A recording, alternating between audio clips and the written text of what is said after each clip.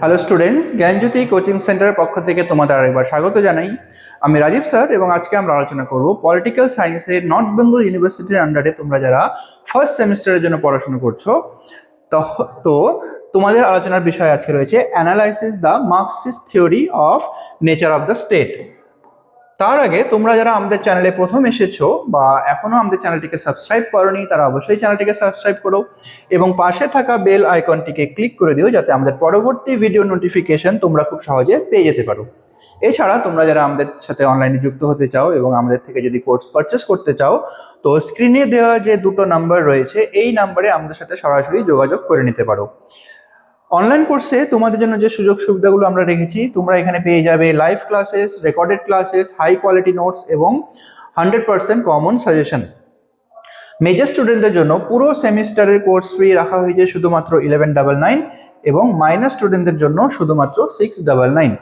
এছাড়া তোমরা Google play store থেকে আমাদের একটা অ্যাপ রয়েছে যেটা হচ্ছে পিস্টিকল এডুকেশন বলে, এই অ্যাপটা ডাউনলোড করেও আমাদের সাথে তোমরা যুক্ত হতে পারবে। তো চলো এবার আলোচনায় আসা যাক। দেখো, সাধারণতভাবে রাষ্ট্রের উৎপত্তি সম্পর্কে অনেকগুলো তত্ত্ব প্রচলিত আছে এবং তাদের মধ্যে খুবই একটা উল্লেখযোগ্য যে তত্ত্ব সেটা হলো মার্ক্সীয় তত্ত্ব। এই তত্ত্বের গুরুত্বপূর্ণ প্রবক্তারা হলেন মার্কস, এঙ্গেলস এবং লেনিন প্রমুখরা।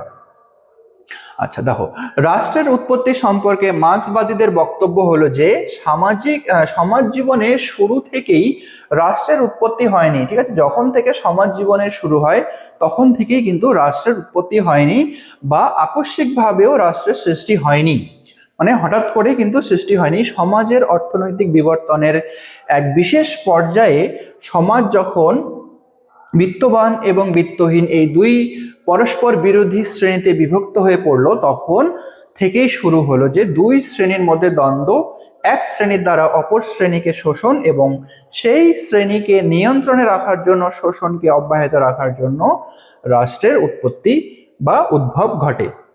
আচ্ছা, প্রকৃতি বা বৈশিষ্ট্য কি? দেখো যে মার্ক্সীয় তত্ত্বের উৎপত্তি ব্যাখ্যা বিশ্লেষণের পরিপ্রেক্ষিতে নিম্নলিখিত কিছু বৈশিষ্ট্যের আলোচনা আমরা এখন করব। তো সেগুলো হলো, প্রথমত রাষ্ট্রের উৎপত্তি সংক্রান্ত। দেখো, উৎপত্তি সংক্রান্ত কি বলেছে? রাষ্ট্র সম্পর্কে মার্ক্সীয় তত্ত্ব ভাববাদী তত্ত্বের কল্পনাকে সম্পূর্ণরূপে বর্জন করে।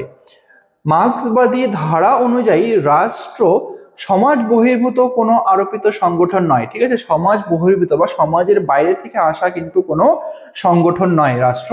এই মতবাদ অনুযায়ী সমাজ বিকাশের একটি স্তরে উৎপাদন ব্যবস্থা পরিবর্তনের ফলে রাষ্ট্রের সৃষ্টি হয়েছে। এঙ্গেলস তার গ্রন্থে উল্লেখ করেন যে অনন্তকাল ধরে রাষ্ট্রের অস্তিত্ব ছিল না, মানে আগের থেকে কিন্তু রাষ্ট্রের কোনো অস্তিত্ব ছিল না। অর্থনৈতিক বিকাশের একটি বিশেষ স্তরে সমাজের শ্রেণী বিভাগের ফলে রাষ্ট্র নামক যে সংগঠন সেটা আস্তে আস্তে সৃষ্টি হতে থাকে। আচ্ছা, দ্বিতীয় নম্বরে আছে রাষ্ট্র শ্রেণী শোষণের যন্ত্র। কি বলেছে? মার্ক্সীয় তত্ত্ব অনুযায়ী রাষ্ট্র হলো শ্রেণী শোষণের হাতিয়ার। বিভিন্ন যুগে রাষ্ট্র সমাজের মেহনতি মানুষদের শোষণ করে প্রভাবশালী শ্রেণীর স্বার্থে কাজ করেছে। মানে মেহনতি মানুষদের উপরে শোষণ, অত্যাচার করে এবং তাদের উপরে অত্যাচারের প্রভাবে প্রভাবশালী যারা মানুষ রয়েছে বা শ্রেণী রয়েছে তাদের স্বার্থেই কাজ করেছে রাষ্ট্র। যেমন দাস সমাজে দাসদের স্বার্থে, সামন্ততান্ত্রিক সমাজে সামন্ত প্রভুদের স্বার্থে এবং বুর্জোয়া সমাজে বুর্জোয়া শ্রেণীর স্বার্থে কিন্তু রাষ্ট্র কাজ করে চলেছিল।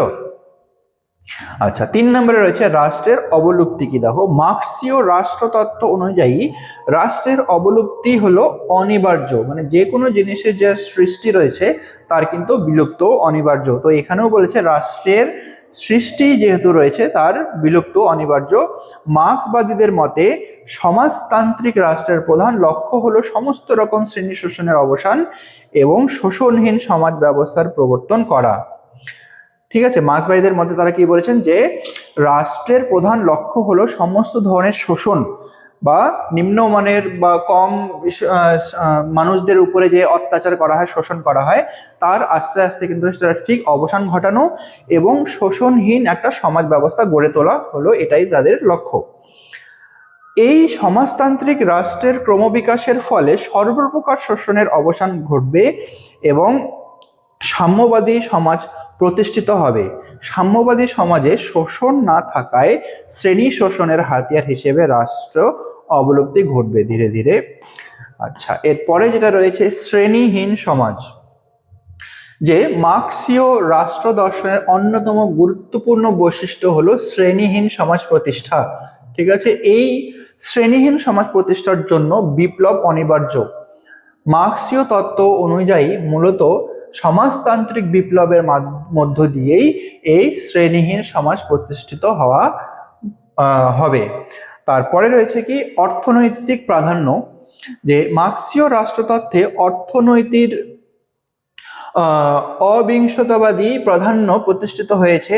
মার্ক্সবাদ মূলত অর্থনৈতিক ব্যবস্থার ব্যাখ্যা বিশ্লেষণের পরিপ্রেক্ষিতে রাষ্ট্র তথা সমাজ ব্যবস্থার উদ্ভব, বিকাশ, প্রকৃতি প্রভৃতি ব্যাখ্যা বিশ্লেষণ করেছেন। তো এটাই ছিল আজকে তোমাদের আলোচনার বিষয়। ভিডিওটি যদি ভালো লেগে থাকে তাহলে অবশ্যই লাইক আর কমেন্ট করো। দেখা হবে পরবর্তী ভিডিওতে, ততক্ষণ পর্যন্ত ভালো থেকো, সুস্থ থেকো।